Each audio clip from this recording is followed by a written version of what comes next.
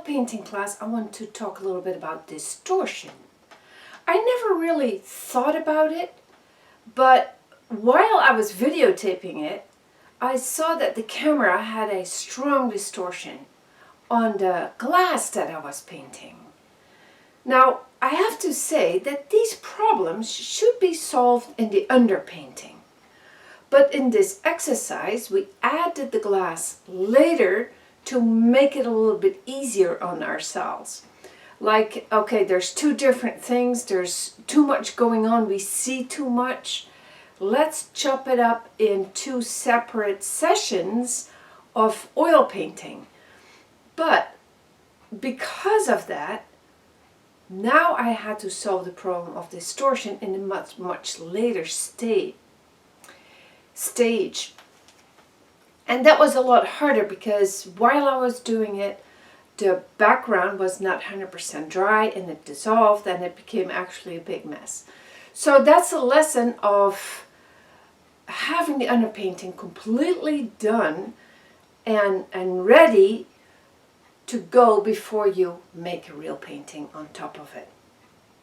But now let's talk a little bit about distortion, because when I had the camera, I saw it was warped. The top was warped, but I thought it was not on my painting. Then I moved the camera and then another distortion happened. And the camera was so close to my eyes that I barely could see what I was painting. This is not an excuse, but it was a little bit of a challenge this time to get everything in order so there would be no distortion in the camera, from the camera.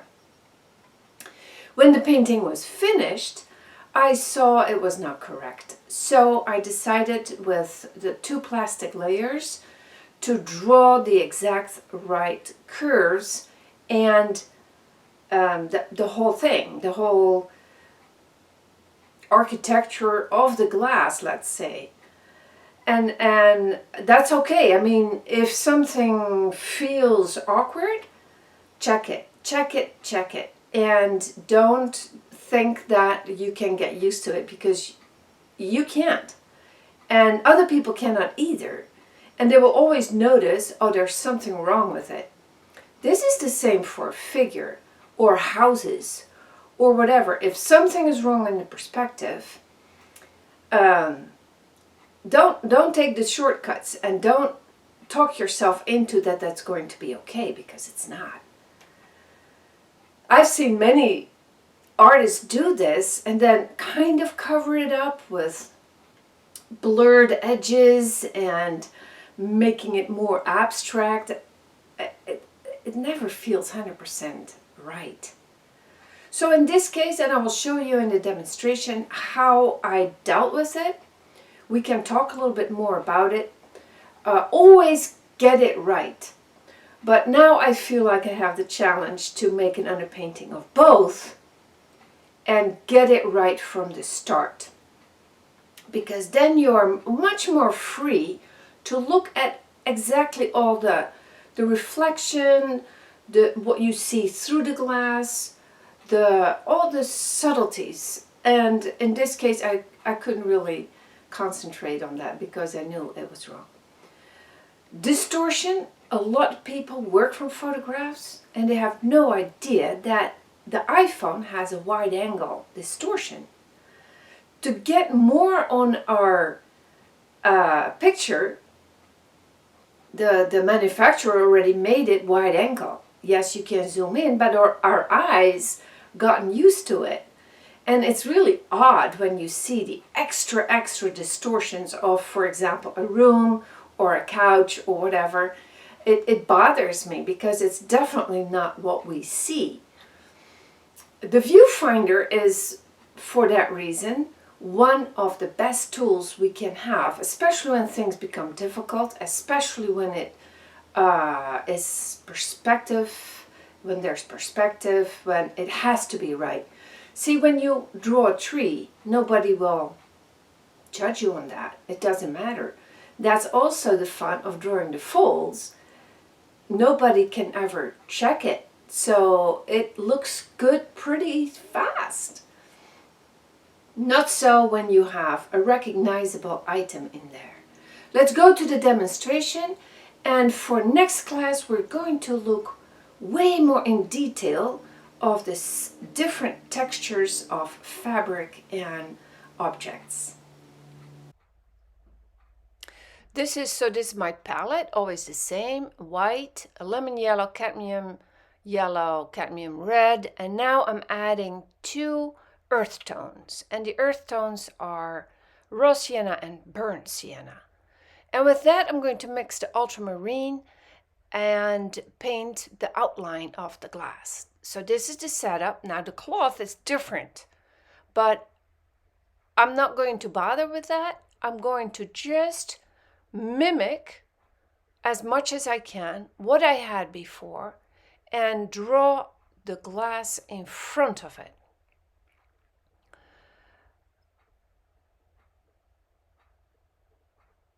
The painting itself is dry, but not too dry. And I underestimated that a little bit because the painting itself got a little bit more loose.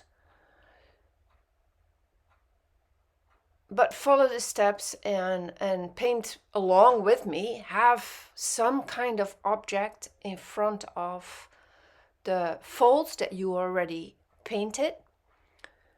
If you still have the same setup, please keep it. Now we're going to add a little object that is transparent. I'm also struggling here with the top of the glass having a little bit the same curve as the fold. I don't like that. There should be more tension between certain curves and the object. Never have 2 lines going the same direction. It's boring. But I cannot avoid it because it's the only place where I can have an object. I did not leave that much room. You do it better than I do. Here I'm picking up some paint with Gamsol. So I'm using 2 different brushes. I have one brush to draw with, basically, and then another brush to pick it up and keep it very thin. So I'm thinning it on the painting.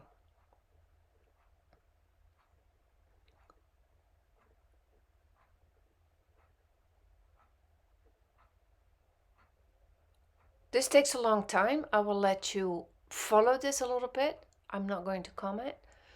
There's a lot of contrast in the glass. It goes really dark. So this is burnt sienna with ultramarine. And be bold. Just, you can always wipe it off. It's not a big deal. And I soften it at one point in time. And then with the last layers, I'm adding thick paint to get the highlights, the shiny stuff in the bottom of the glass. You watch it and we'll look at it later.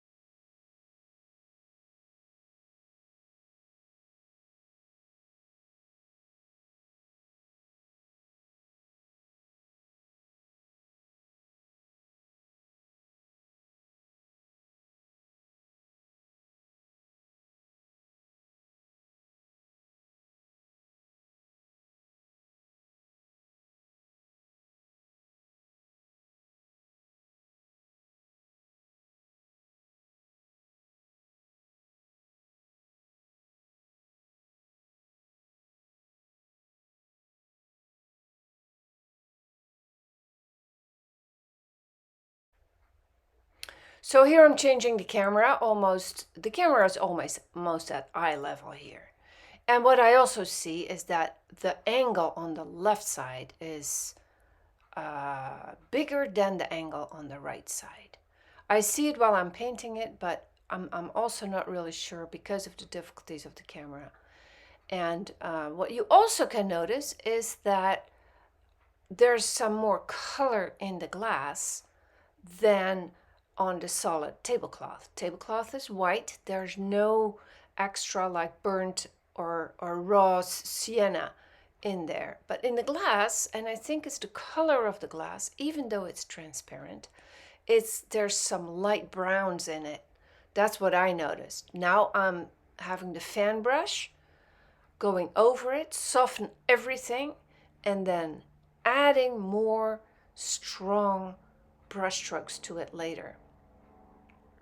There are some transitions, strong transitions in the color, but there's also a lot of bold brush strokes.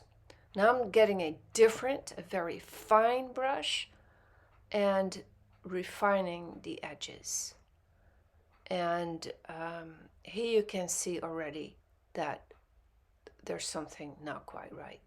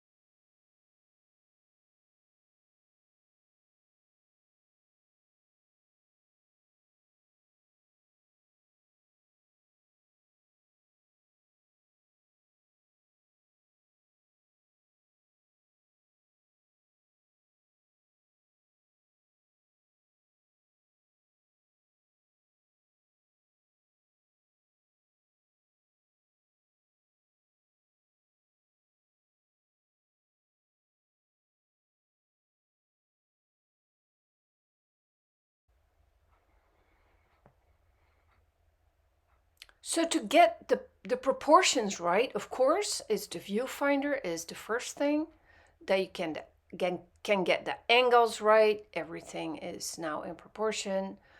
But this all should have been done in the underpainting, not the last layer. Another thing is to look in the mirror to see what exactly is going on, or you can put it upside down, which I did, and then I realized it's not quite right. So I put the thing upside down. Then I adjusted it by using transparent paper and finishing the corners. Now the paint is dry, of course, otherwise I cannot even work it. And because the paint is dry, it's actually a good idea because now the muddy influence of the raw sienna I can get a little bit rid of and get some freshness and brightness back and not make it too brown because it became a little bit too brown in my idea. So this is it. I'm really curious what you are going to come up with.